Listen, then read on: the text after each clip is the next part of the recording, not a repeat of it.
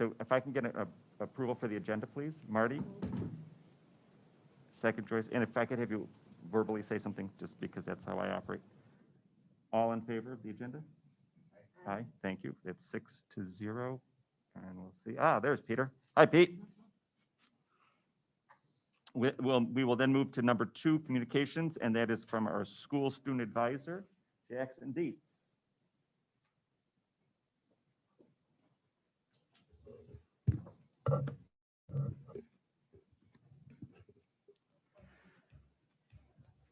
Sorry, guys, I lost my tab for a second. That's why I like paper notebook.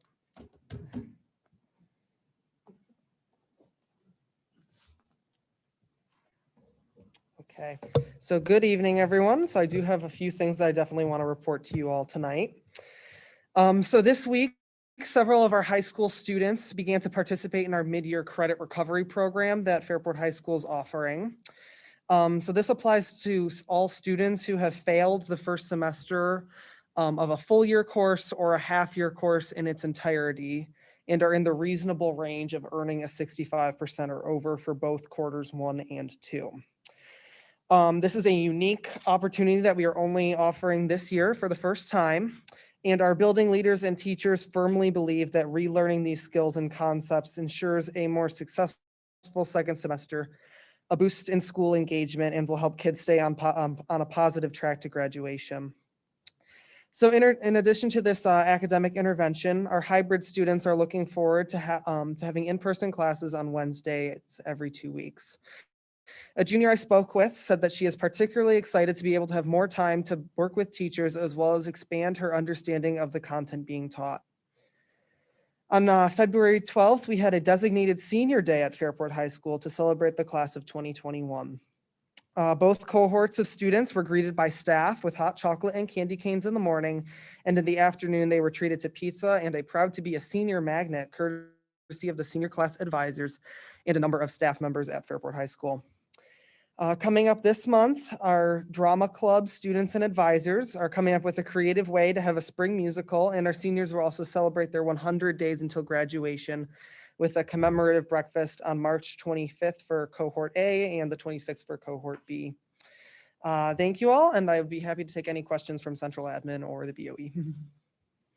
Anybody have questions for Jackson? Thank you. All right, thank you That was guys. great to hear from you.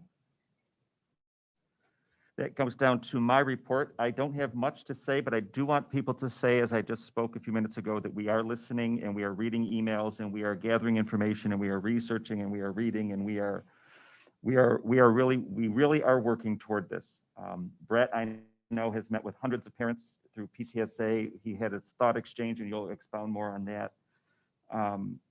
We're discussing. And we are planning. So please don't think that we're not listening. Don't think that we're not doing this. We are.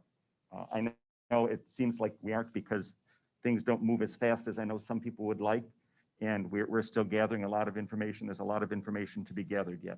So please know that we are there and we do hear you. Brett, Superintendent, your report. Thank you very much. Mr. Sliss, Stacy, Chanel, Curtis, Broadbent, and Rich Mueller, thank you for your thoughtful comments. I know that there are many out there who echo your sentiments, and I empathize and truly appreciate the perspectives of those who spoke tonight.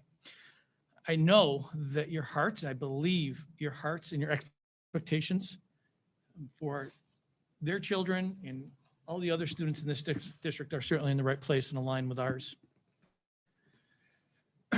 We've been saying it for months. Our students are best served academically and socially emotionally when they are experiencing school in its fullest form. As a parent, I have 2 students in this district, one who graduated, and as an educator, I am with you and I feel and see the impacts that the past several months has had throughout our school community. COVID has hit us in many different ways, and if it hasn't been COVID itself, economically, social, emotionally, there's, food dependencies, there's a technology gap, and the list goes on. And it seems like more than ever, we all have come to realize, and appreciate the benefits of full-time schooling. I've heard it many times on many different fronts. And once again, I would be remiss. I am grateful for the incredible efforts of our staff who have been adaptable, willing and able to support students and families in unprecedented one-time 100-year event. I think Jackson did a great job, as he always does, speaking about credit recovery, about giving students opportunities to continue to fill gaps, to meet with staff in person. Our staff has been amazing in addressing these needs as well. We're continuing to try to do things like drama club, celebrating rites of passages as well. We have turned our schools into alternative learning venues, online learning environments, food distribution quarters, and COVID-19 testing centers. I'm grateful for the advocacy of our parents. I've had the privilege of meeting with hundreds of parents prior to the winter break on both sides of this conversation. Thank you to our PTA for organizing these events. I've provided a thought exchange where over 600 parents participated. And again, these numbers are incredible. Wonderful, powerful survey results and over 60,000 thoughts that spoke overwhelmingly on the importance of in-school learning and the importance that we prepare a budget that aligns and provides opportunities for in-school learning. The health, safety, and well-being of our students and staff and community remains the priority. We will continue to be driven by data to make informed decisions, use the required guidance from the New York State Department of Health, and seek consultation from our local and state networks to make informed and healthy decisions for our students, staff, and our greater community. There's rhetoric and enticing headlines daily on this topic. However, the school guidance has not changed. The core health and safety principles of the New York State Department of Health guidance issued this past summer continues to be at the center of our decision-making. The approved reopening plans are still in effect, which includes specific guidelines on transportation of our students and educational programming with specific mitigation strategies.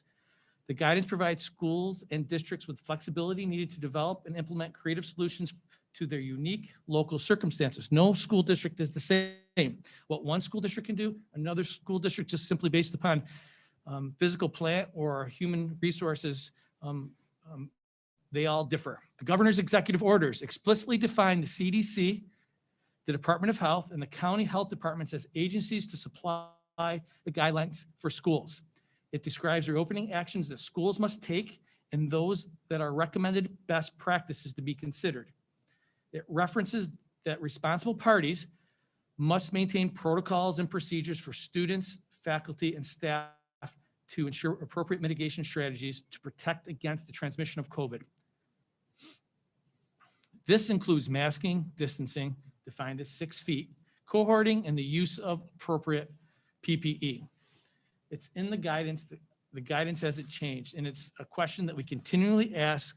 This Board of Education recently wrote a letter of advocacy asking for metrics and clarity and transparency so we can provide a pathway to a reopening. Other Monroe County school districts have also joined in this effort. We are still awaiting responses, and I know we will be following up on those. As you know, the CDC issued new guidance for schools reopening on February 12th, 2021. The guidance is in line with what New York State is currently requiring. To date, we have not received any changes from the New York State Department of Health. To date, we have not heard whether the New York State Department of Health will issue any changes due to the to clarify what the CDC shared and how it will translate in our schools. We hear that this information will be forthcoming. I agree with those speakers today. It's important that we have clarity. I also agree that we need to do it in the safest, best way that protects not only our students, staff, but our greater community as well. We will be having more conversations in the very near future. We also are entering March in our schools as I transition out of this phase. And it's Brotherhood Sisterhood Week will be coming. We'll be talking more about how we'll be celebrating unity in all the winter in our schools. Thank you, Board of Education. I appreciate your passion and your high expectations to do and be the very best for our students. Thank you. And we are just as frustrated as everyone else. Thank you, Brett. Treasurer investment update, Tube D, Mr. Stevens. Okay, good evening and thank you. Tonight we have the treasurer and investment updates for the month of December of 2020.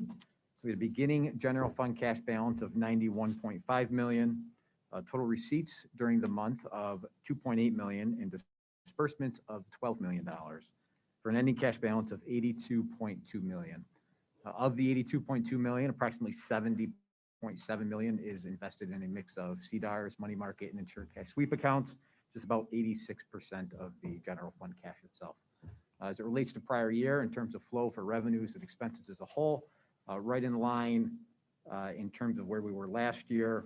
In terms of revenues, a little over 88 million in revenues. Last year, about 87.5.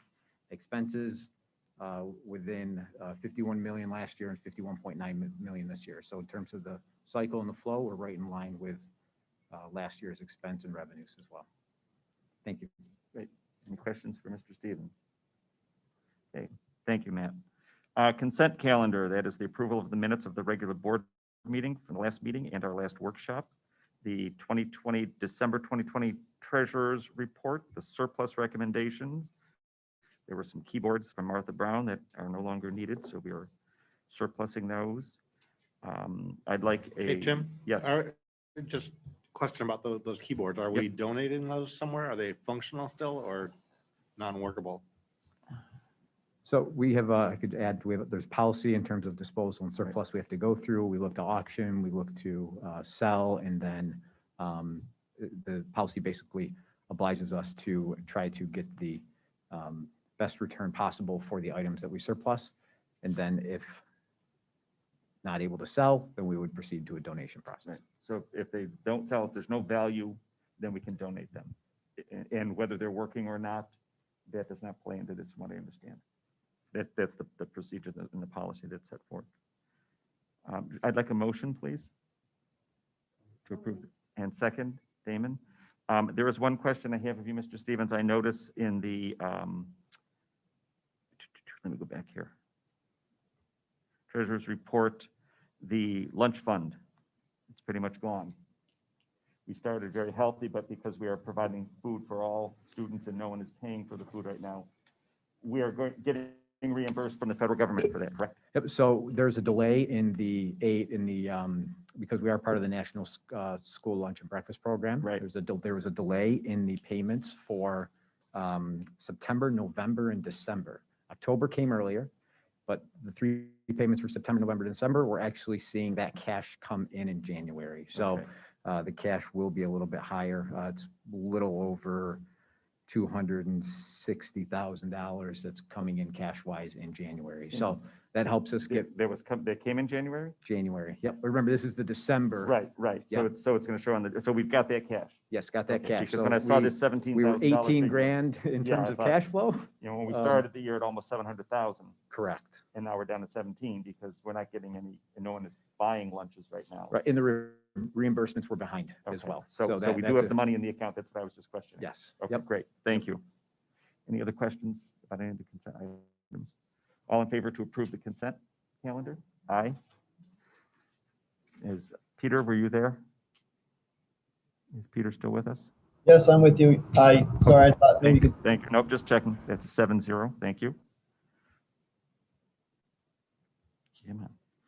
And it gets down to personnel actions. The first one is for instructional.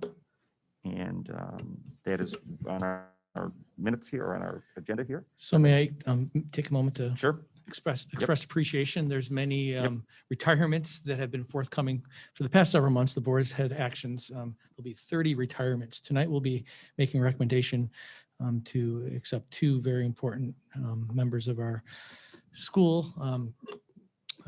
Mary Jo Smith, who's a reading teacher at Northside Elementary, and Karen Finger, Dr. Finger, is the principal at Dudley Elementary School. So we appreciate their years of service, and if the board so chooses to act on these, we'll be looking forward to celebrating their wonderful careers, along with the 30 others in the very near future.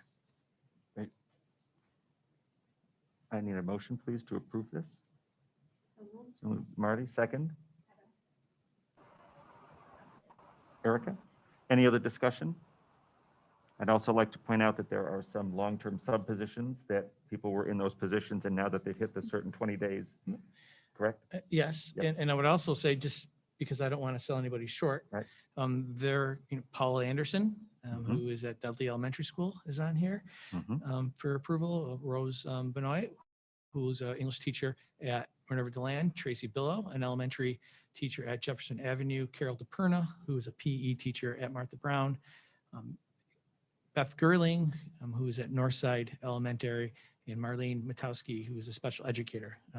Definitely do not want to miss those fabulous educators as well. And a lot of those names I recognize because I started with them teaching when I retired a couple of years ago. It's amazing as you go You go through the through the cycle. years here. I mean, Yep. there's a story and Yep. there's a part of you with each one of these. So That's right. it's been an honor to be a part of their story here. Okay, all in favor? Aye, thank you. Hey, Might related to somebody on that role. So there's a position for an alternative ed spring academic advisor. Mr. Gotcha. Buffum is, Gotcha. Yep. Okay. is holding his So- vote. So I'd like to go back then. And so that's one recusal. Okay, so that's 6, 4, 1 recuse. Athletics. We have 2 coaches to approve and 1 volunteer coach. Do I hear a motion, please? Thank you, Arlette. Second? Erica, any discussion? All in favor? Aye. Pete, was that you?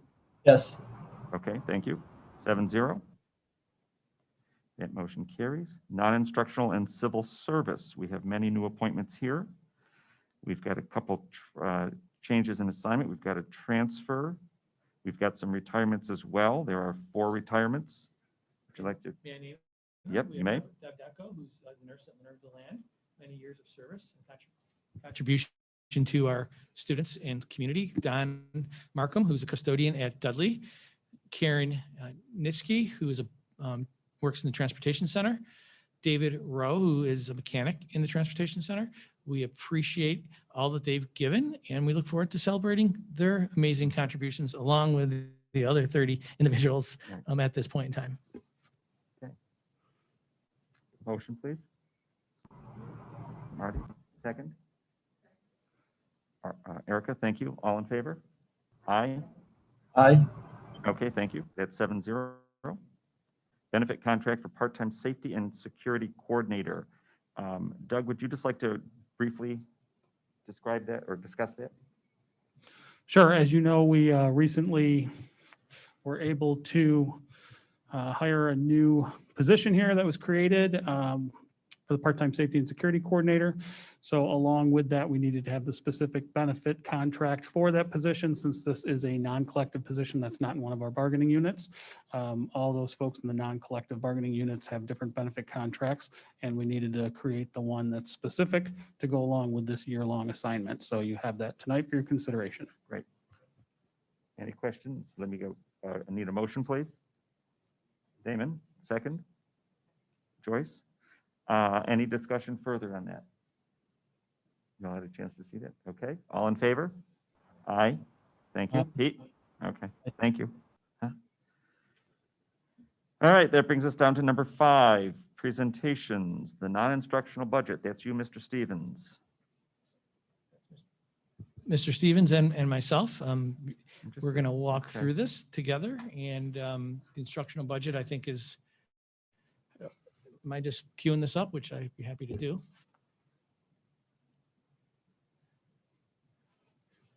Luke, are you? Yep, thank you.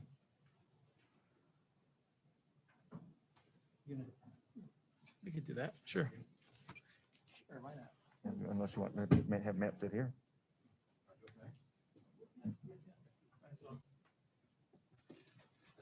You want to sit here, Matt?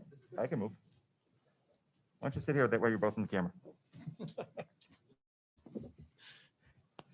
You know, I have to start out again by talking about how much gratuity and gratefulness I have for the individuals who help organize and prepare this undertaking.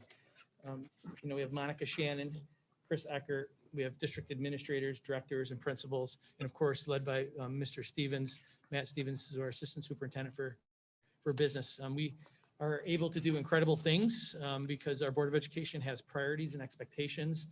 They're clearly defined. The budget process never ends. And there's high levels of intentionality. I always like saying that our budget tells a story. And today we're talking about our non-instructional budget. And we're going to give you a little background on the school funding that's in play this year, the history of state aid, and the trends in budget, tax levies, and increases that we've experienced through the years. And then we're going to review the components of the non-instructional budget.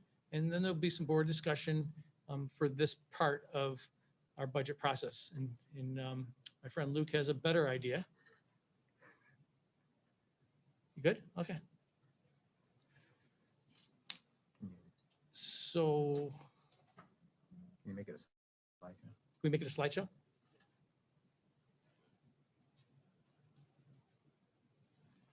Do I need to just share that presentation? So let's do that. Let's do that so our guests can see it. So let me drive for a little bit.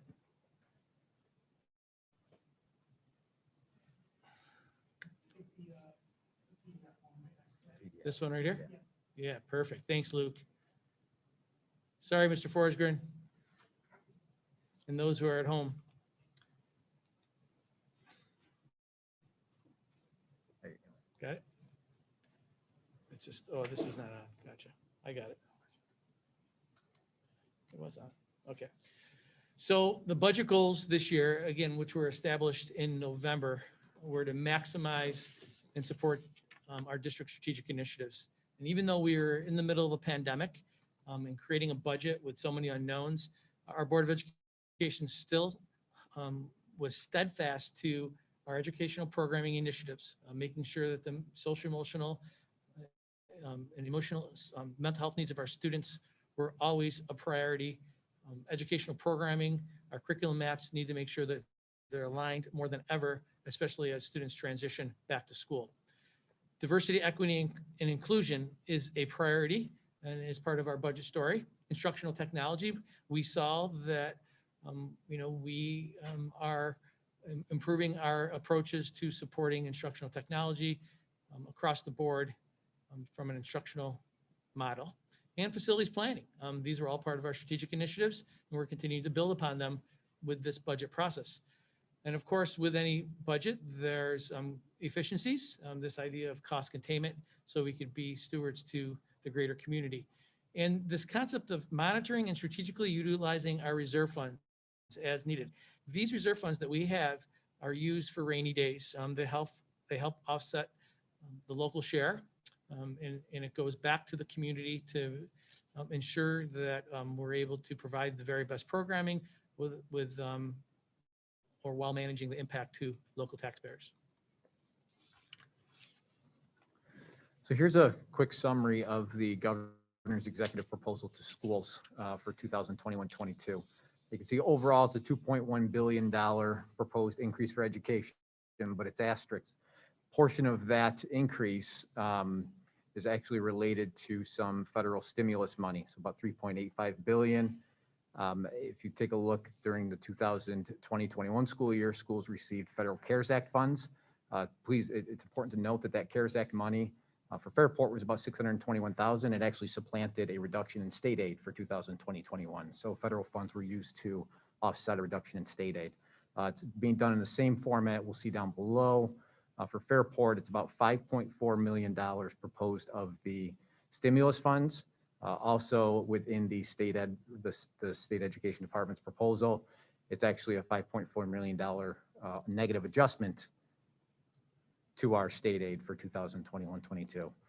Foundation aid, that's our operating aid as a whole. There's no change in foundation aid, so that remains flat. It's about little over $20 million for Fairport out of our $40 million in aid. Services aid, there's a proposal to combine 11 expense-based aids into what is called services aid. So you can see the different 11 expense-based aids. Those are aids that the district receives revenue on in the following school year based on expenses in current school year. So it's all dependent upon actual expenses for those different categories. Overall, there's a decrease to the increase. So the formulas are running for those aids. However, there's a decrease of $693 million being applied after those formula aids run. Overall for Fairport, the net impact for us is about a $596,000 increase in expense-based aids. But it's important to note as we go through this budget, you'll see there's an increase in costs for the 2019 through 23 BOCES capital project. So we receive aid on that increased payment that we have there. So that's primarily where our increase in aid is coming from. Overall, there's, as I mentioned before, the funding adjustments of $5.4 million offset by federal funds. And then another piece within the aid runs, for those that are interested in looking at them, there was STAR included on the aid run. STAR is the actual portion school districts receive back from the state related to the property tax levy. That's the basic and enhanced STAR that's on the, comes off tax bills for taxpayers. It was included in the state aid proposal. It's just important to note that that was really simply to identify what the local district funding adjustment would be. It's not additional aid to schools. So it's actually part of the tax levy of what we would get to make us whole in that piece. That's a quick summary of the executive proposal for schools for 21-22. The advocacy efforts going through, the state's final budget actually is adopted typically April 1st each year. And that's when we see efforts going through now still Hey, for. Matt, can you jump back to the last slide? The third bullet under local district funding, you said a repeat of gap elimination adjustment.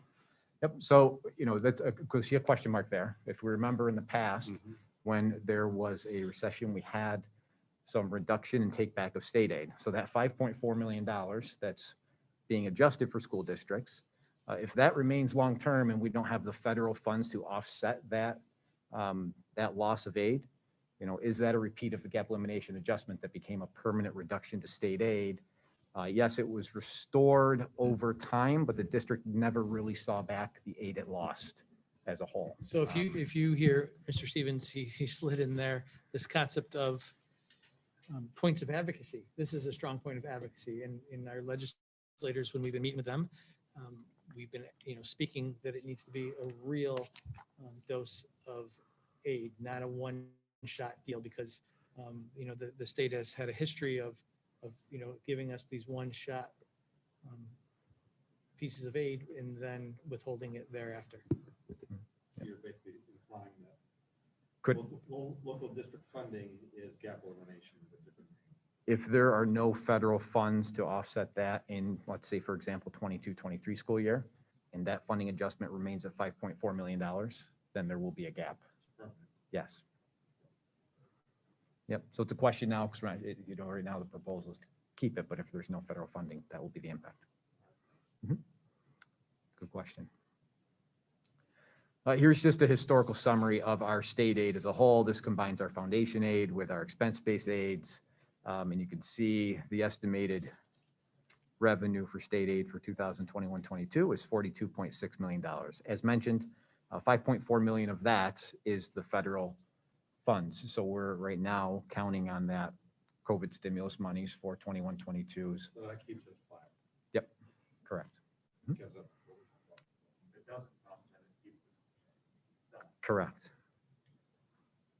Okay, go to the next. But we're hopeful. Yes. Truthfully, I mean, that's, you know, for reading tea leaves, and I know we would never, you know, make commitments to it, but, you know, it seems like, you know, this administration is prioritizing public education, and hopefully we see more of that in the coming weeks. Yep. So hopeful for this, and really hopeful for more than just that stimulus funding.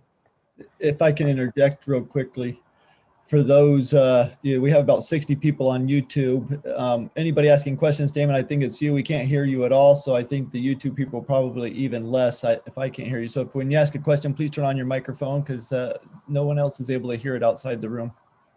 Sorry, Peter. Thank you. So here's a history of the foundation aids. Like I said, this is the main operating aid for the district that we receive. So if you look back, we're getting to the, you see 2015, 16 still hanging on there. That was the tail end of the gap elimination adjustment. We were restored in 16, 17, that $3.2 million that was taken away in 15, 16. But essentially, we did have that gap elimination adjustment that even dated back before. Matt, just a comment, when you say restored gap elimination, it's not really restoring anything, right? No, it was really not Eliminate. taken away anymore. Right. Correct. Yeah, that's the better word. The better word was in 16, 17, the state no longer withheld or kept back that $3.2 Right. million. And just for context, in the previous 5 or 6 years that they did have the gap elimination, we lost about 32 million over that period of time. Yep. It was not restored. Correct, right. So for example, in 14, 15, that number was over 5 million, about $5 million.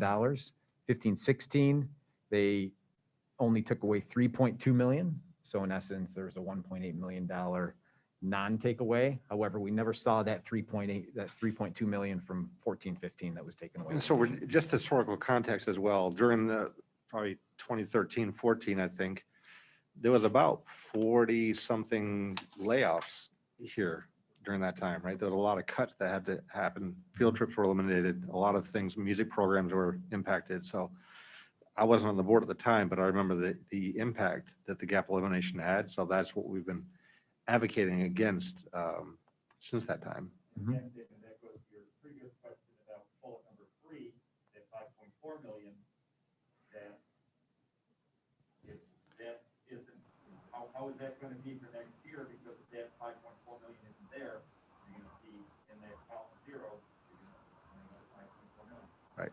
Yep. To give an idea, it was a $33.5 million that the district never saw because of gap elimination.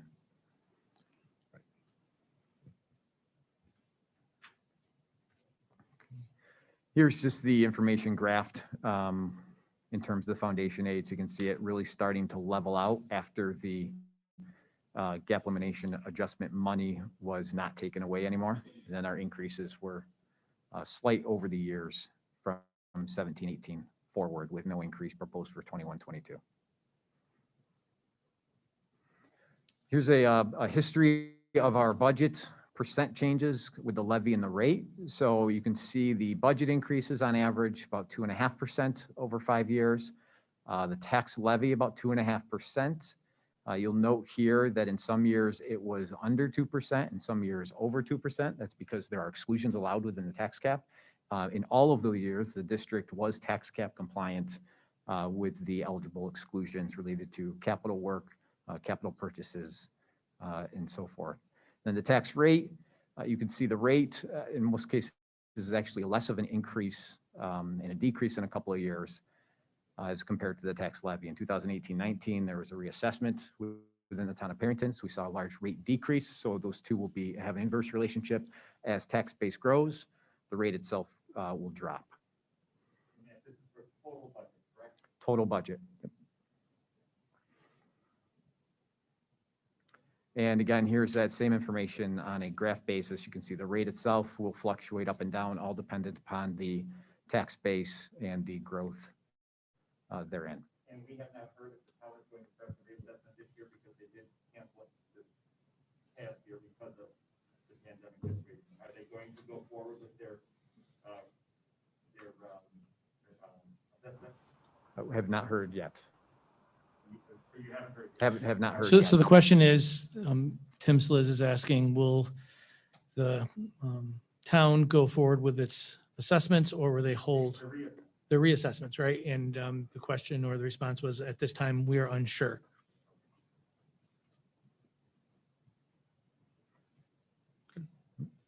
The non-instructional budget, this is pretty much the nuts and bolts, the infrastructure, the cost of doing all the business that we have in our school district. It's divided up into general support, transportation, community service, employee benefits, and debt service of the non-instructional budget. It includes facilities, capital expenditures, transportation, our central administration and support services, technology services, and employee benefits. Again, all of what we would also say the cost of doing business. For our total 6,100 students who are enrolled in our school district.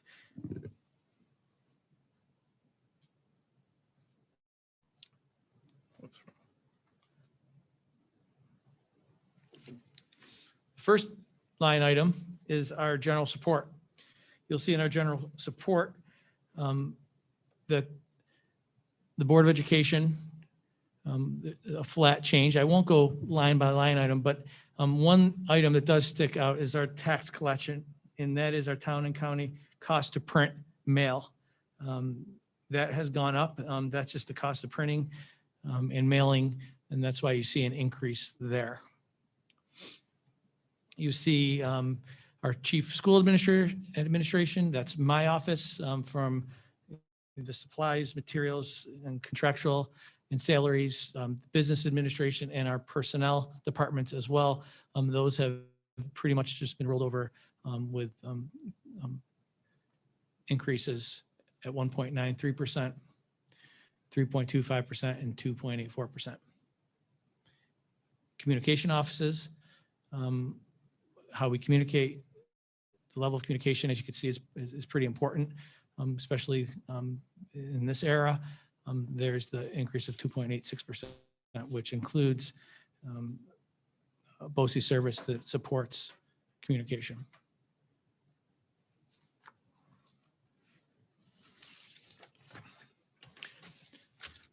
General support, our operation plant. Again, that's our facilities, cleaning and maintenance, health and safety, including all the repairs, mechanical systems, service contracts, New York State mandated water testing, the building condition survey. You'll see a decrease here in the maintenance plant because we are not paying for that this year. There's a $300,000 reduction in that line item, so that's why you see a negative 8.27% increase. May I just say where the utilities are in that particular section? Utilities would be in maintenance of plant, correct? Okay, yep. And I put the plug in, and it's a good thing we're on Fairport Electric. Yeah. All Always. of our buildings are. Always. Again, the cost of doing business, and you won't see that additional cost of the mandated required building condition survey in here. That's why you see that decrease in there. I'm sorry, operation of plant has the Operation, utilities. right. Yep. Then you have central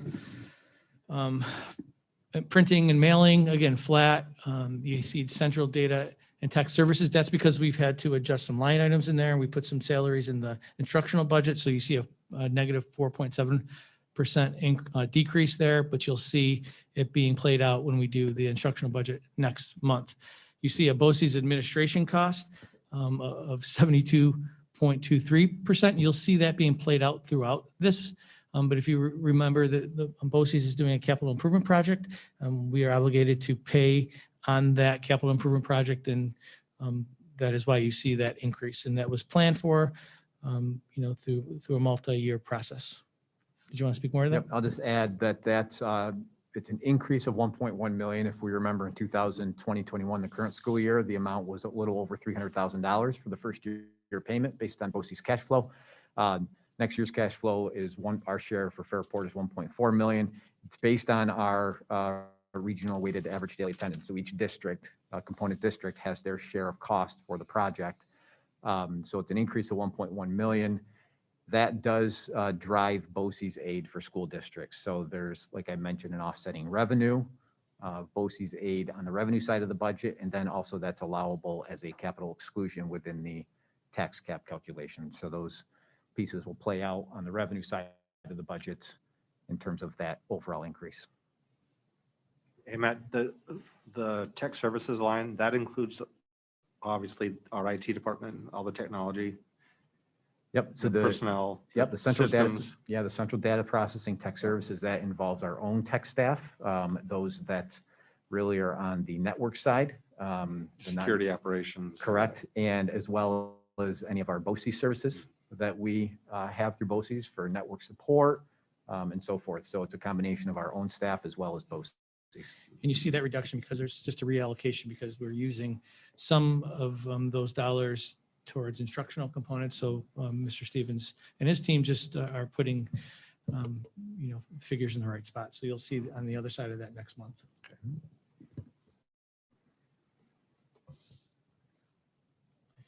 So the total general support includes a 6.37% increase, highlighted by the special items, BOCES administration costs, which included that capital improvement project. So again, you see, that 55.97% because of the $1.1 million that we're using to offset BOCES capital improvement project.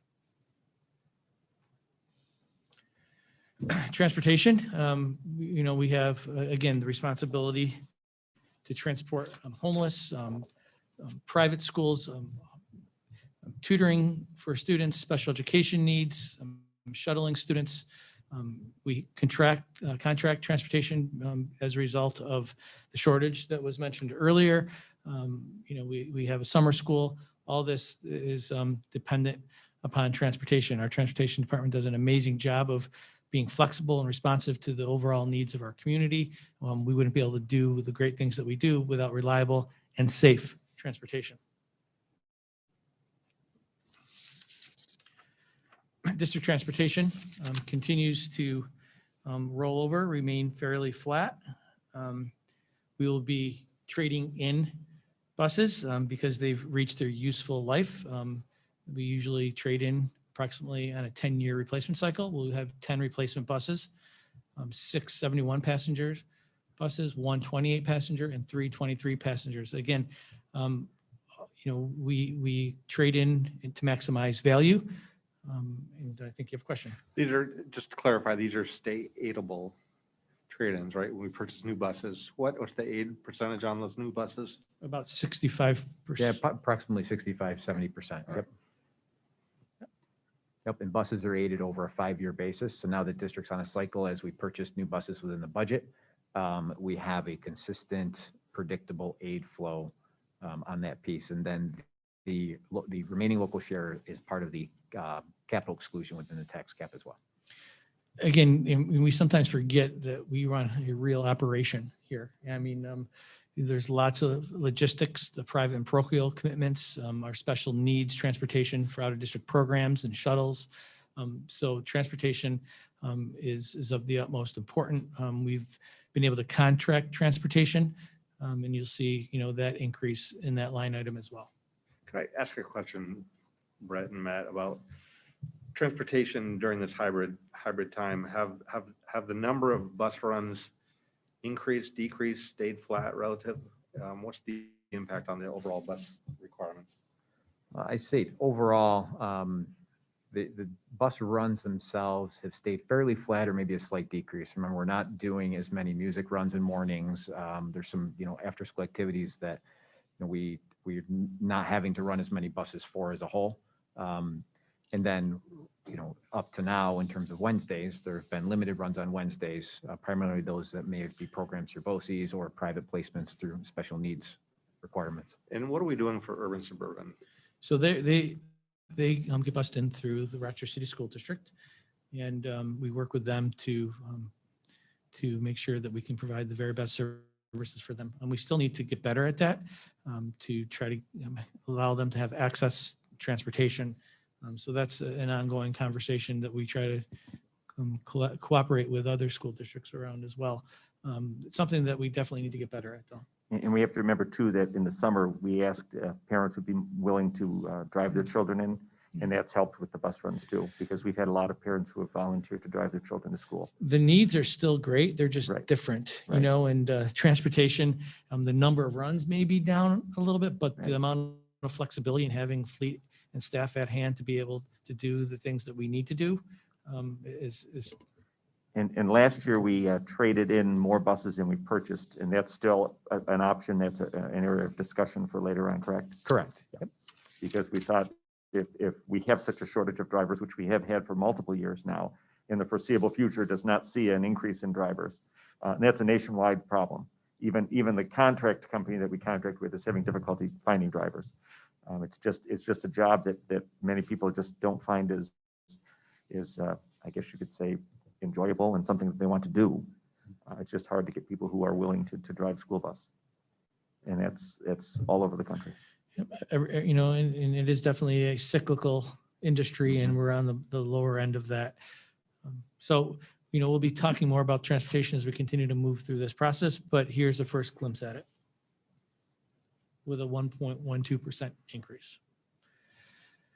Our community service, the use of our pool, offset by facility use fees, you'll see a 0% change there. Is that both pools? Yes, yeah.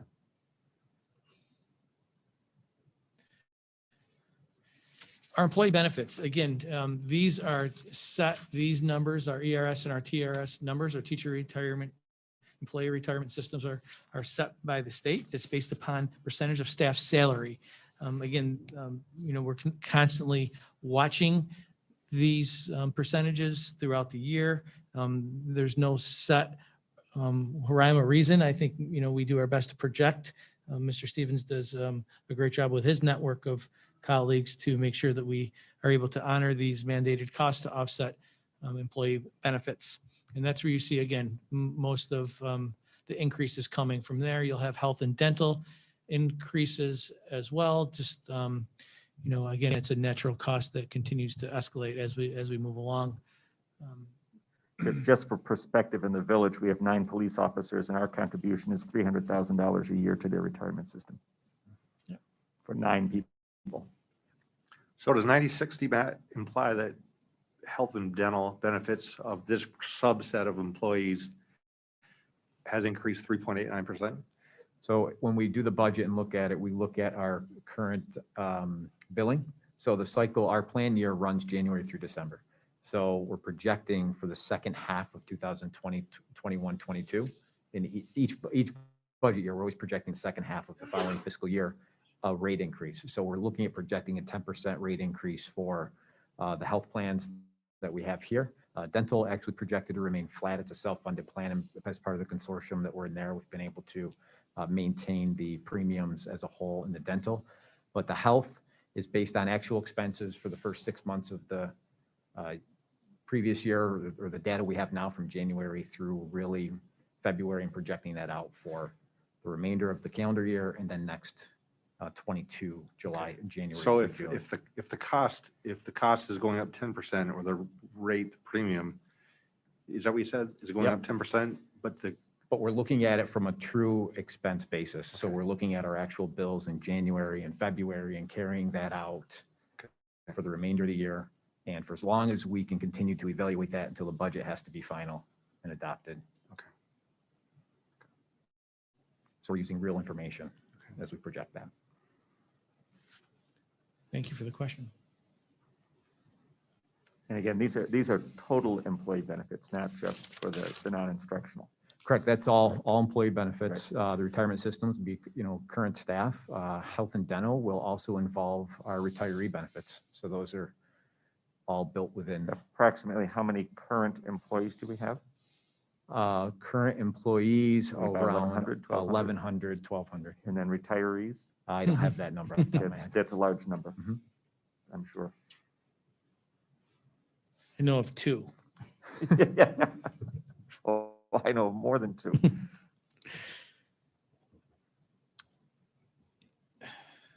We have been listening to the needs of the greater community regarding summer school programming, transporting students. You'll see an 8.7% increase in this particular transfer to special aid fund, because that's how we'll pay for some summer school additional services. You'll see a 0.99 reduction % of debt service. That's because debt is dropped off from previous projects, or Mr. Stevens has refinanced at better rates to help save dollars on debt that is being paid. So there is a total of 0.64% decrease there. Yeah, do you foresee any near future refinances? We actually do not have any callable debt at this point in time. Since I've been here, we've refinanced twice already on debt that was callable. So there's none that is available Okay, at this point. okay, thank you. So you'll see our total summary of our non-instructional budget. Again, the cost of doing business and supporting our students and programming in Fairport. You'll see the 6.37%, the capital improvement project, the $1.1 million right here where my cursor is. That's why you see a 6.37% increase. You'll see employee benefits at 4.56%.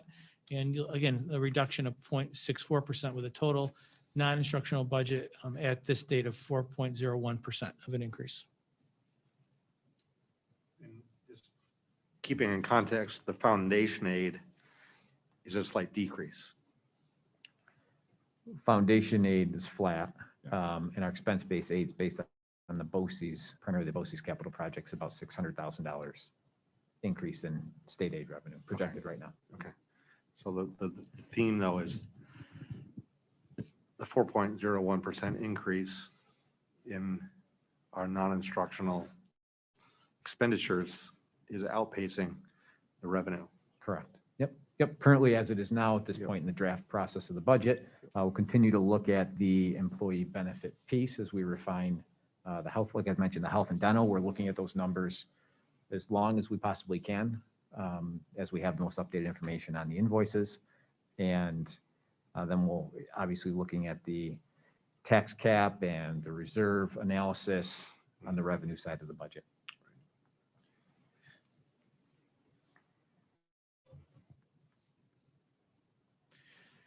Important budget meetings for the future.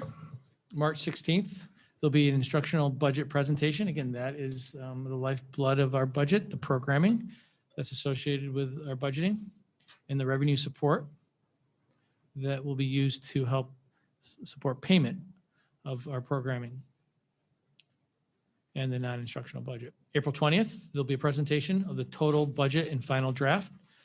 And we'll make a recommendation for the Board of Education to adopt the budget. On May 4th, there'll be a public hearing on the same budget. And on May 18th, there'll be a budget vote and board elections, where I believe there'll be two seats where community members will have an opportunity to elect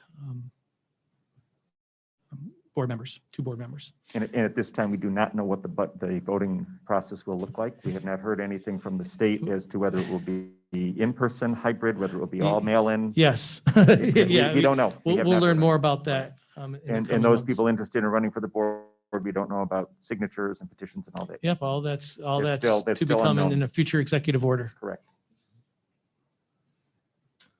Thank you. Thank you very much. If you have any questions, Any other questions? thank you. Okay, great. Thank you both.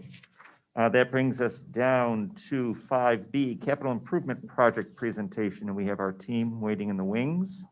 Yep. So I'll I'm going to do, give them a few minutes to wake up. Look- Peter, you still with us there? I am.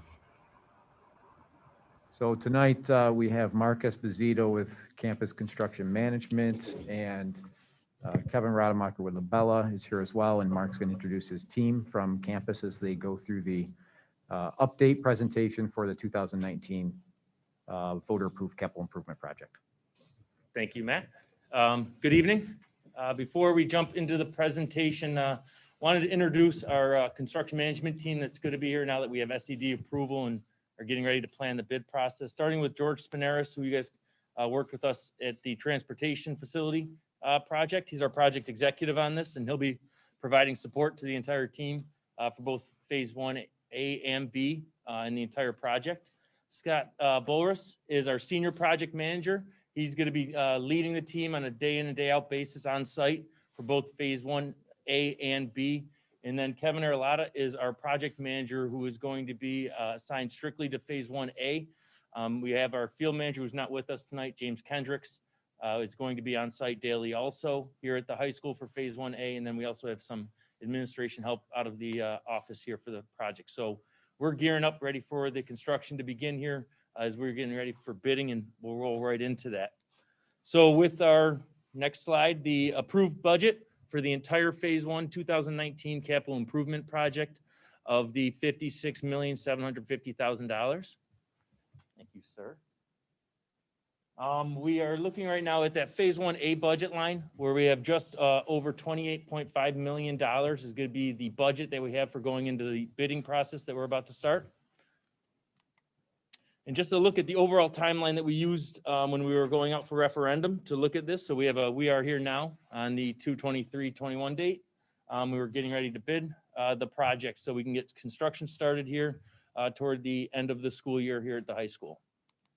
And so just to look at, there you go. The bid schedule we have coming up, we had SED approval on Phase 1A on February 15th. That's a major accomplishment. I think we went into SED. Took us about 3.5 months to get full approval on that. There was very minimal comments, but we've seen that process take up to 6 months before. So it was good to see that actually move through. We are opening bids on March 30th. We're gonna be doing this virtually. So we'll actually, if you wanted to virtually attend, and you'll be able to participate in that the same way the bidding contractors are gonna be able to. And then the April 20th board meeting is where we're looking to bring a recommendation for award of contracts. And so these are the 8 contracts right now that we're looking to award them. With Wick's Law, we have to bid the general trades contractor, plumbing, mechanical, and electrical. Due to the size of this project, the site contract, and the food services contract, where that's the equipment that we'll be putting in the new kitchen here at the high school. And then we also have some state contracts that we will be looking at and reviewing prior to awarding, but the scoreboards over at the softball and baseball fields is something that you guys have a similar type scoreboard throughout the district. So we're trying to keep that the same manufacturer. So when you have issues arise, it's easy to get those corrected. And then the temperature controls, I believe there's board action on that for day automation. That's throughout your entire school district. So you have those readily accessible on your systems. All right, and then the preliminary construction schedule will be starting up in June with the outdoor work at both the replacement of the existing stadium turf field and starting the new multi-purpose field. This is something we've been working with Fritz on, just making sure that we don't disrupt any activities that anyone has planned so everyone can maximize their school year activities. And then also same thing with the kitchen cafeteria renovations, the courtyard infill associated with those, and starting the science classrooms up on the second floor, and whatever first floor work we need to do to get to those, we'll be starting up in June. That's what we'll be starting right away. And then we have other major events that will be happening as we come and talk to you monthly. We'll keep you updated on that schedule. So we have a few renderings here of Phase 1A before we get into the 1B schedule, but this is a look at the cafeteria rendering. This is just a conceptual look that we've been utilizing with LaBella and talking to people as we're explaining the facility. So I think we've already seen some of these ones as we roll through them. Where am I aiming this? Okay, thank Your you. aim's off. We have a science room rendering. So each one of the science rooms has a different layout up there on the second floor. I appreciate you moving through it, but I just want to emphasize and share my, again, appreciation, lots of collaboration.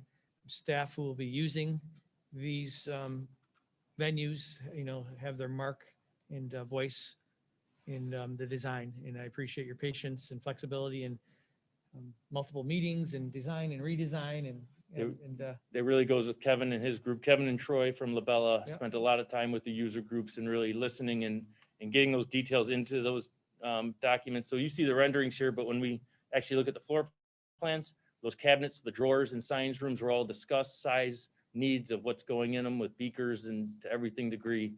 There is a lot of conversation that goes into these plans. thank you. And these will be dedicated classrooms, or will some of them be able to be used for different sciences? There is a general science type classroom, and there's also a biology rooms and chemistry rooms specifically layout. And so this is an example of one of them. And then so we have also another view of another science classroom that will be up there. Did not pay attention to the social distancing on those desks, but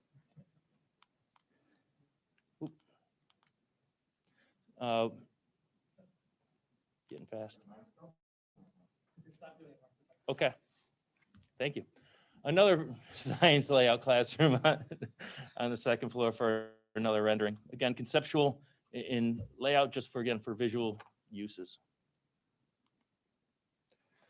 The multi-purpose field layout with the baseball and softball in opposite corners. And as you can see, the entire thing is turf. You will have brown and green turf in separation. And then you can see the rectangle soccer field, lacrosse field, football field, practice field that can lay over both those outfields. There is fences that can be installed to separate both baseball and softball so they can play at the same time also. North is to the right, south is to the left, correct? Correct.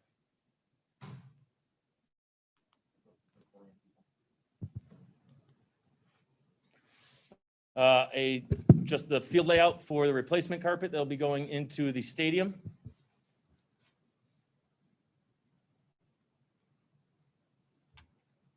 And then looking at phase 1B, the design team right now is currently working on putting together the SED document set. We're looking to submit in the middle of March with the anticipated approval the summertime of 21 here. And then we'll be looking to bid this work in the fall of 21.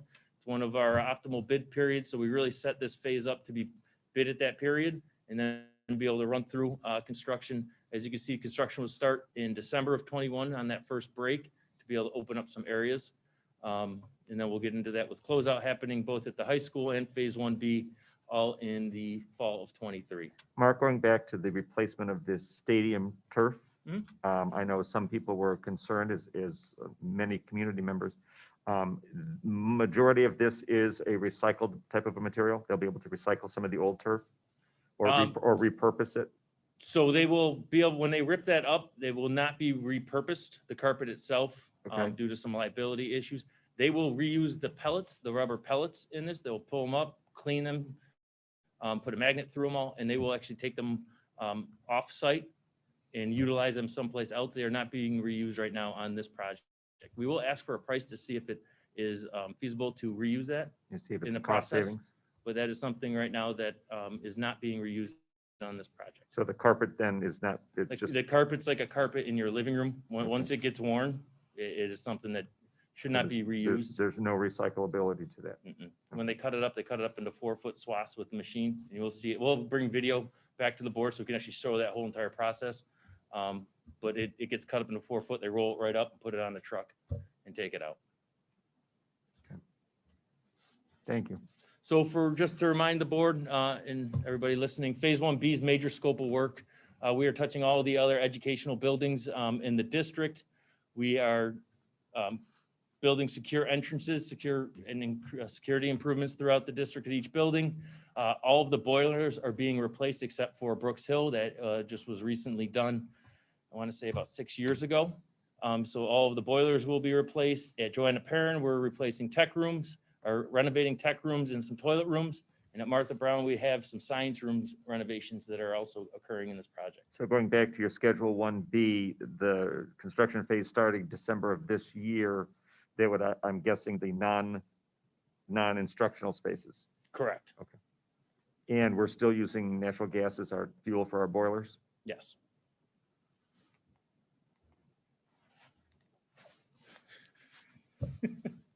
All right, so here's just a rendering that for the office spaces that we've been looking at throughout all of the district, just to be able to upgrade. Northside and Dudley both have, with their entrances to make them secure, actually have some more implications than other main offices for renovations, just due to size and how to configure that. So this is just a look at the rendering that has been utilized for Northside Elementary.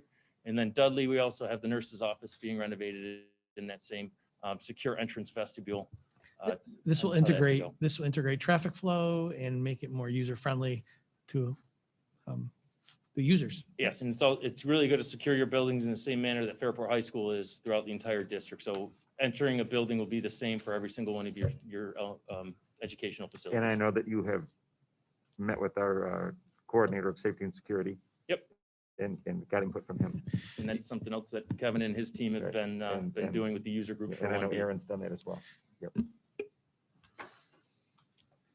A look at the Martha Brown Science Room rendering. And then I think we have one for Joanna Parent's Tech Room. So I think it's just important to recognize, again, I appreciate the collaboration, but also this is the work of what occurred about 3 years back with our district advisory council and facilities planning, the priorities of safety, protecting our investments and making sure that, our students have up-to-date facilities, the science classrooms, technology classrooms, we're all part of that process. So it's great to see it come to fruition. And in the midst of all the uncertainty, it's great to see some glimmers of hope here. And I think that was it. Questions from any board members? If I could offer just a quick comment. I recognize the dichotomy between what we talked about initially in tonight's meeting and the urgency and the struggle and the frustration we all feel right now with the current situation. We do feel that. We talk about it endlessly. We're reading and listening and getting guidance continually about returning to school. But we also have perspective that this is a temporary moment in time. And it doesn't feel like that as parents, it doesn't feel like that as board members or teachers. It feels like it's lasting far too long, but we recognize that we will come out of this and we're continuing to invest, right? So the whole theme of the budget and of the capital project is investing in the future of Fairport, investing in our program, in our curriculum, in our staff and employee base and foundation, and also investing in our capital footprint to make sure that it's the best place for our kids to go to school. So we have these very different themes of what we're talking about right now, but long term, we are coming out of this. I think we do feel optimistic. We feel optimistic that the virus is being controlled, testing's down, ICU beds are down, the standards and guidelines are being modified, and people are being vaccinated, right? And we will come out of this. We feel optimistic about that. So I just wanted to open up and reflect a little bit. Thank you. Arlette, I know you've come into this in the middle. So if you want to meet with Brett or any of us, or set up a meeting with the team, just so you have a better understanding of the project. Get a better understanding of it, but I would like to go back to some of your renderings in terms of just the concept of, I know that those steps were done certainly pre-COVID, but here we are. And, we're looking at least some portions of, COVID continuing if we follow, excuse me, So let have a microphone. Arlette, your microphone, please. Push the button. Yeah, blue light. Underneath, you got to lift up underneath and open it. Yeah. Thank you. Is the blue light on? I'm sorry, thought I was on. Okay, so this was pre-COVID, but here we are, and we're looking at possibly going into 2023. So when you talked a little bit earlier about, the 6-foot distance and so forth, understanding that some of that I'm sure are going to be instructional folk making those particular adjustments. But as you are doing that across the next, 6 to 12 months, when some of these projects are coming in, are you going to have some alternatives in terms of how, in fact, it could be used in guidelines? And hopefully by that point, it would be more like a 3 or so forth. You understand what I'm asking? I am, and I think, Brett, if you go back to if you just can go back to that tech room, for example, or any of the science rooms, you're going to see that anything where there is not water built into this, you can feel jump in, or gas, those are all portable and movable pieces of furniture. So a lot of the concept was in there to be able to make the space as flexible as possible, especially when you go to the cafeteria spaces or the large group instruction spaces. It's a lot of usable, movable furniture, so you can be able to maximize your space and use it to the best ability, so you can keep that social distancing.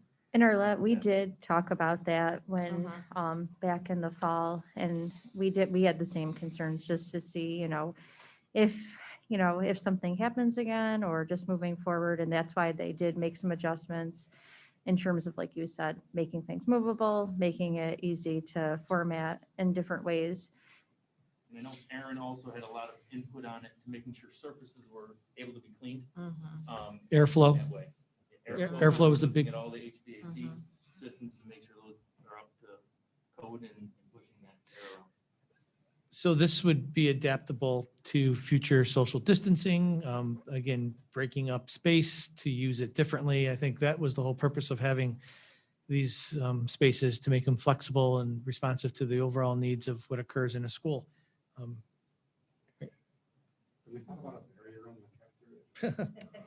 We've had that, yeah, we've had that discussion. Yeah, And we've the- thought through a number of things, and obviously there's a time period between when construction starts and when it ends. Obviously, we all hope it will be in a different position at the end, but really the built environment isn't going to change that much. But again, all that furniture is flexible, but we're talking 2 to 3 years out when a lot of this will be complete and usable. So by that time, we think this should be fairly resolved, but obviously we're going to keep our eye open as things progress. And if something else needs to be modified, we'll take a look at it again. But the built environment isn't really going to So- change physically in a classroom. So that was one of the main questions, as far as HVAC standards, have they changed as a result? I mean, so I know that we've talked a lot about that, and you're watching the guidance and making sure that as we move along, we'll be built for the future. Yeah, so as code rules change, we'll obviously take a look at it. We're keeping an eye on, what type of filters might be able to be used in any particular device in all schools, really. But certainly factor that in when we're designing these spaces. Thank you. Any other questions, comments? Can we make public comments about this, or is it just board? Right now, it's just the board. Yeah, thanks, Stacy.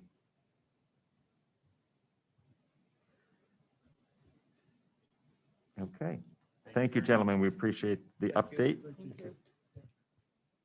And that brings us down to board item, action item 6A, policy first read.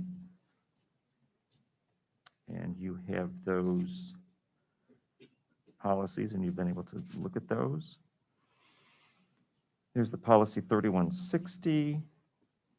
And let me go back here. And policy 1330. Any questions on any of those? Policy, I know, is having a meeting this Friday where we will continue our work. Anybody have any questions on that? May I have a motion then to approve the first read of these? Joyce, second, please. Erica, all in favor? Aye, thank you. Aye. Goes on, thank you, Peter. Goes on to 6B, the policy's second read, and there are 3 policies there. And we've worked extensively on these in our policy meetings, and we've had a lot of discussion about these, and we've had a lot of updates and editing. Any questions on these? May I have a motion for approval of this, please? Marty, second. Joyce, any discussion further? All in favor, please? Aye, anybody opposed? Okay, thank you. That carries 7. Peter, was that you? Aye, yep. Thank you. Brings us down to 6C, extra classroom activity. We are looking to approve the dance club at Martha Brown. It's a new club, and you have the information about that. I think that's a great move. You won't see me there, though. Can I have a motion, please? Marty, second. Joyce, any discussion? All in favor? Aye. Aye. Thank you. Thank you. And 6D, the appointment of vote personnel. And there's a list of people who have helped us out many years. Some of these folks have helped.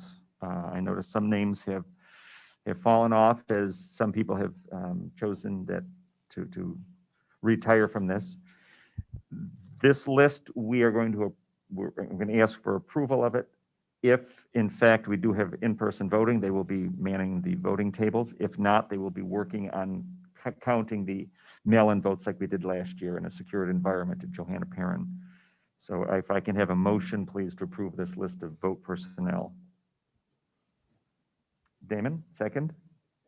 Marty, any further discussion? I feel like I'm watching a tennis match. Yeah, Yes. I'm sorry, can you give me a little explanation on this? These are individuals who run our district budget vote, Arlette. Mm-hmm. And these people, Tony DeSouza, Bill May, John Jensen, Perrette Galosi, Susie Meyer, Marie Bates, Charlie Salaji, Jim Rice, Adele Colosi, and the chairperson who oversees this is Sylvia Franz.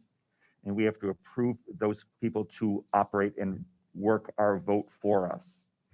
We cannot participate in any of that as a board or as any of the personnel of the district. So these are community members. A lot of times you'll also see these people working the voting tables on a regular election day. They're from the, I believe, is it the League of Women Voters who operates this? Okay, that was part of my question. Or is it Monroe County? Okay, so, but these people have all been vetted and they've all, yeah, this is just our approval. And like I said, if we go to an all mail-in, they will be counting the votes. And there's a whole procedure that they followed last year and it was very well done. Anybody else? Okay, all in favor? Aye. Any opposed? Okay, thank you. All right, letter E gets down to discussing our current educational program and the hybrid model and future planning. Brett, would you like to start us off with that? And this is a time for discussion of the board. Yeah, Peter, please feel free to chime in. thank you for giving me the first volley, and I'll just refer back to my report. I think that it's important to recognize there are a range of feelings and emotions on both sides of this conversation. We understand that vaccination has been extremely challenging to achieve. The supply has outpaced the demand has outpaced the supply. We are now required as a new executive order to understand the percentages. So we need to share that with Monroe County and New York State, and that will help us hopefully prioritize who gets the next slot of vaccines. That's an important point of this conversation of reopening and moving forward. I would also say that we need to continue to see movement from the New York State Department of Health. We understand that hopefully they'll be making sense and how that CDC guidance will translate in our schools. Distancing, whenever it's mentioned, means 6 feet. There is not mention of 3 feet in the New York State Department of Health guidance. And it's also important to remember that we had to receive approval from New York State Department of Health. So any changes that we make in our program would need to be vetted and approved by New York State Department of Health. So I guess, in a nutshell, just capturing the essence of my report, and I open it up to the board to further process that. Brett, there have been school districts that have reapplied and been denied. So I think that's something for people to know as well. Yeah, and again, there's been school districts that have come out and said that they are planning, and it's all based upon the community numbers. So those are very important factors that I know that the Board of Education advocated for to get those metrics. There's been 2 local school districts outside of Monroe County that have applied with barriers and 3 feet and were denied. I also, again, we've reached out to the school district that was the information that was shared by Mr. Mueller earlier this evening. I'm still waiting. I've tried to contact that superintendent multiple times, but I know that you talked to that I had a conversation with the school board president. Yeah. Rich, could you pronounce Mamaroneck? Thank you. Right down by Rye and getting up toward Connecticut, right. And I spoke to their school board president, and they're in the planning stages still. But it was good to hear another viewpoint. I've been trying to communicate with Summer Brook, who is our current state senator. Pardon? They've announced that they're open. Okay. So we all have received from Summer Brook an invitation to a town hall that she is hosting next Wednesday at 5 o'clock to get more information from schools. And she's new to the state Senate, but she's really interested in saying we need to work here. So she's willing to work. And we've been playing phone tag. I haven't had a chance to speak to her directly yet. But I'm going to be following up on the letter we sent out 2 weeks ago to see and say, okay, I think we need to send another letter saying, okay, we've sent our letter. We haven't heard from you. We want to hear from you, please. We want to have a discussion. We need to figure this out. So we've also had contacts to individuals in the governor's office about the 6 feet or the distancing. And they have reiterated, even despite the governor's recent statements, that the intention is still 6 feet. and it's related to the New York State Department of Health, where our plans were approved. And again, being on both sides of this conversation, it's extremely frustrating to follow the bouncing ball. But, again, we keep receiving guidance that these are requirements from the New York State Department of Health, and there are headlines out there. If you read headlines and you go deeper into the headlines, it speaks to distancing. It speaks to schools that were completely virtual. Now they're becoming hybrid. But I understand that there's stronger wills and interests for us to advance the conversation. We just, again, are bound by the New York State Department of Health and the guidance and the requirements that they will say that 6 feet is mandatory. It's in the document, there for those who wish to view it. I mean, I agree with you, Brett. I think we have to follow CDC guidelines. We have to follow CDC guidelines. And I just think you're correct. I think certainly schools are safe places.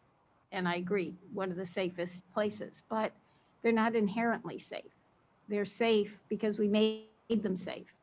And I think that our district our administrators, you, Brett, have done a spectacular job. Our administration, our teachers, everybody have made these buildings safe. And I just think that we need to continue to follow that guidance that got us to this place. Now, if science tells us something new, either because of the vaccine or something else, we can switch. But as of now, the CDC is very clear that it should be at least 6 feet and more if it's possible, they say. So, I'm in full agreement with you that as it is, and I mean, I certainly hope September will be different. None of us know that, but I'm sure hoping it. So to add to the puzzle, if you take a look at the zones that were created by the CDC, and there's thresholds based upon the community spread. And I think there's ambiguity. There's people reading it as ambiguity, and that's what we're looking for clarity from the New York State Department of Health and how it translates.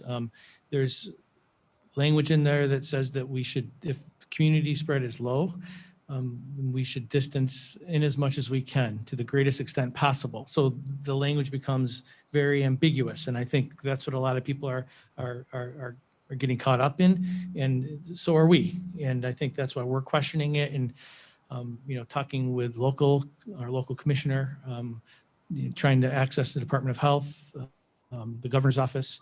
So those metrics that were shared, I think, are very important because I think it's part of this conversation. So can the CDC or the New York State Department of Health provide clarification? Can SCD provide clarification?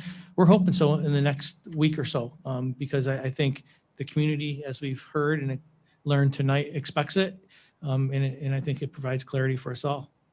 I mean, I think actually in the CDC, the chart you sent us today, it says even in the lowest transmission, it says physical distancing to 6 feet or more to the greatest extent possible. So that means at least 6 feet, and if you can go 8, do it. And then it reads, and I'm not trying to be combative, but then it reads, that's where you can cohort, you can do different things to mitigate the space. And I think that's where there's a lot of gray, and people, see room for interpretation to be able to, can you read that, Tim? I don't have my glasses on. The one, number 3, the third bullet. Number 3, it says, if physical distancing, let's get it here. The physical distancing of at least 6 feet among all students, teachers, and staff within a class, cohort, or pod is not possible at all times, schools should ensure physical distancing between classes, cohorts, and pods. So that is virtually impossible in high school, right? Right. So we can't do it. Because of the dynamic of how we're built. But if you take a look at the K-5, 6, 8 world, we're very interested to understand what that means and how that translates. We also know that we're trying to get clarification on, what is the state's thoughts around, distinguishing between elementary school, middle school, and high Yeah, school I as well. think that's the key, Brett, and I haven't seen it yet, but I think that you really need to discern, is it K through 5, 6 through 8, 9 through 12 that you're talking about? I think the guidelines Look are and different. should be different for those different age groups. And I think we need to have different strategies to adapt each of those age groups. Right, and I mean, you mentioned it before, a lot of stuff is happening behind the scenes. It's not like we can flip a switch and go immediately back, everybody full force. There's lots of different dynamics that have to take place. You talked about staffing. So yeah, how do we look at it? Is it K3? But trying to understand where it would be the safest to do that. Again, we're trying to work together on this and do what's safe. We all want kids back, that's for sure, but we have to do it safely. And like you said, the high school, there's just a lot of kids there. And they're in that age bracket where, you know, research has shown that they do transmit it more than, let's say, a kindergartner. So how do we move forward looking at the younger kids? And we are working on plans. And again, we have to figure out transportation. There's lots of different things. We have to talk to parents. We have to figure out, you know, in terms of virtual students, what are they going to do? So it's not as easy as flipping a switch, which I would love for my kids to be back as well. I have 3 children in the district and I work full time. It is very hard, but we have to do what's safe and what's best for everyone. Look, going back to the summer, I remember we had the discussion about putting tents in parking lots and Yeah. having, I mean, we were looking at every way possible that we could get our kids so they're all in school and that they're safe and they're distanced. I mean, we even, I know you had even started to plan ordering these outside tents and shelters and just, how can we make this work? Because we want these kids in school. Yep. Arlette, did you want to add anything? No, I'm gonna let you move on that one, but I'm definitely thinking about a lot of those same dynamics, especially in terms of spacing and the older population. We're seeing from the CDC and the new report that we do, and Damon, I think that's what you were getting at too, is that we should look at them differently.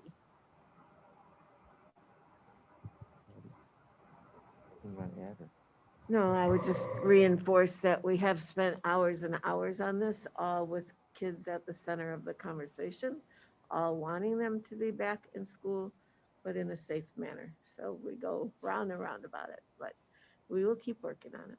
Peter, anything you'd like to add? You know, I'm not sure I can add anything to what's been said, represented well in terms of the hours of discussion. I'm grateful for those who keep level-headed in discussion where there is quite a bit of heat, meaning I remember reading today, someone shared with us, right? Reminding people that our superintendent and several board members have children in this district. To make accusations that we're not looking at the best interests of our children is kind of ridiculous. So I appreciate those who remind others to try and have level heads in this discussion. We are looking at all the possible angles that we can, including from some we have heard as a board as well that have written and said that this situation has been fantastic. And we all know that that's a minority, a small minority, but grateful that at least for some, it's helped them. And they recognize that full online might be really good for some youth academically, but they also recognize that the social interaction is part of education, even though it gives some children high anxiety. And we know that too. So we're trying to take all that into account and how do we learn and come out better and stronger for it. It is not easy. It is quite a bit frustrating for all of us who have kids right now experiencing it. And I'm on my last 2 of 5. And so my first 3 made it all the way through, and most children have without ever experiencing such a disruption in their education. We are looking and working at it, and we've spent hours, as been said, and we will be spending hours more. There's no doubt about it. Thank you. Anybody else? I guess I view Wednesdays as a step in the right direction too. Pardon? Adding Wednesdays, I think, is a good step in terms of adding additional time. Okay, that finishes that discussion. Next discussion, board discussion is emergency closures and school calendar. May I provide? Yes. May I provide context? Absolutely, absolutely. Last year, we were given the option through executive order to instead of having school closures, you provide asynchronous days, right? So there, And if we can just. explain- asynchronous days are, explain School closure. school closure is the snow day. We'll Snow make day. it, we'll keep it simple. Mr. Stevens doesn't like me to just qualify it as a snow day, but for the purposes of the general public, it's definitely the day that students look forward to. All the rituals occur Oh, and yes. however, this idea, and it sounded really cool at the time. It really did, to say that snow days are over. We're going to use that time to continue to, move the curriculum, to interact with students.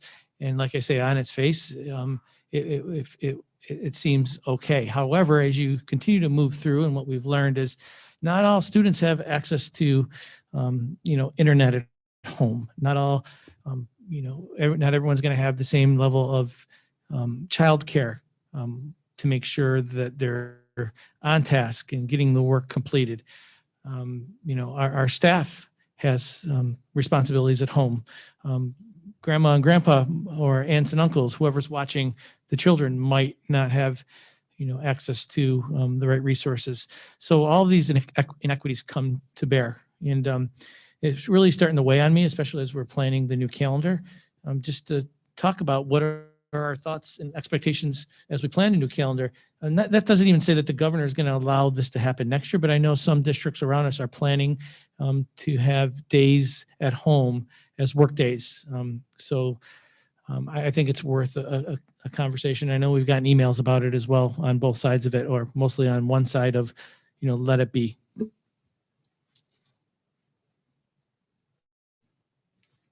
Comments, questions? Well, I think that the scenarios you brought up, Brett, are definitely worth considering, and things that I hadn't initially thought about, right? Neither did I.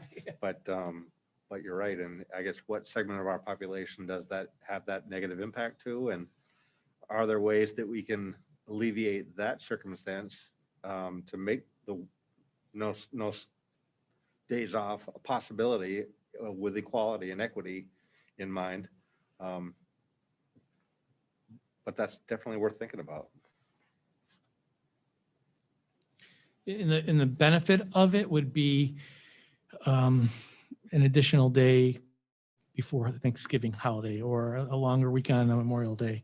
Those are the things that we're weighing it up against. When you really think about the true impact of what and how that translates, I think it cause for pause. So, I'm just sort of shifting where I've been in the past, and I'm expressing that, and I'm looking for the feedback from the board. So thank you.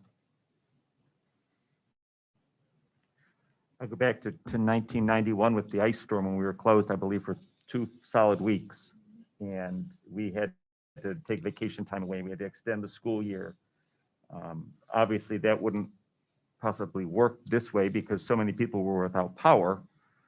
But that's a scenario where, this could be useful. But then again, if you don't have electricity, then you don't have access. So. But I mean, at the same time, Tim, back to the scenarios that Brett pointed out, if we have any percentage of our student population that doesn't have access to the internet at home on a normal basis, having basically a virtual day on a snow day, we're basically penalizing a certain segment of our kids, and that's not right either. So is there a way that we can anticipate that as a problem and provide that capability for those kids? Yeah, we have access to what they call MiFis, where you would give them their little packets where, they produce Wi-Fi. But, what happens if there's a power outage? What happens if there's a flood? What happens if there's, an outage in one area, but it's alive and well in another area? So I think, again, I don't need to keep being a naysayer, and you think, but at the end of the day, when you have emergency closings, it's an emergency closing for a reason. And I think I don't want to lose sight of that. And I would feel terrible if one side of Parrington was live and the other side, or pockets of it, were hit and miss. That would create quite a stir and uneasiness. So How many days do we have on an average year? It doesn't seem as though we close that often. knock on wood, don't say that out Well, loud. honestly, listen, my son will tell you the 3 years he was at Fairport Fairport High School, not a single snow day, so. Mr. Stevens, I'm going to ask you to chime in on this. You'll correct me, but anywhere from 0 to 3. Yeah, I don't so think I've used more We're than, not talking a lot of days. no, we're not.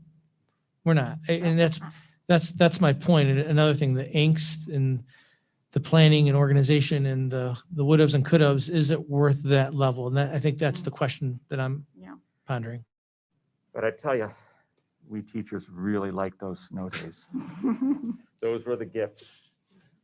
And The there aren't that unplanned, many, it's like, oh, I can so. clean the closet. Get all those things done. I totally agree, but the price of the day before Thanksgiving and Memorial Day weekend is pretty high for teachers. But and- though, for many and years, families but who for many travel. years, we didn't have those days. I remember as many years, we just had the Thursday, Friday, or we'd have a Wednesday superintendent workshop day before Thanksgiving.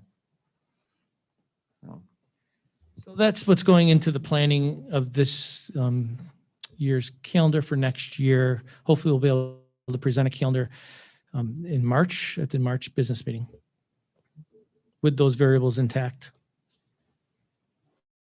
Any other comments, discussion regarding this? Okay, thank you. That brings us down to board comments for any board members who would like to make an additional comment. Is there anything they'd like to comment about tonight?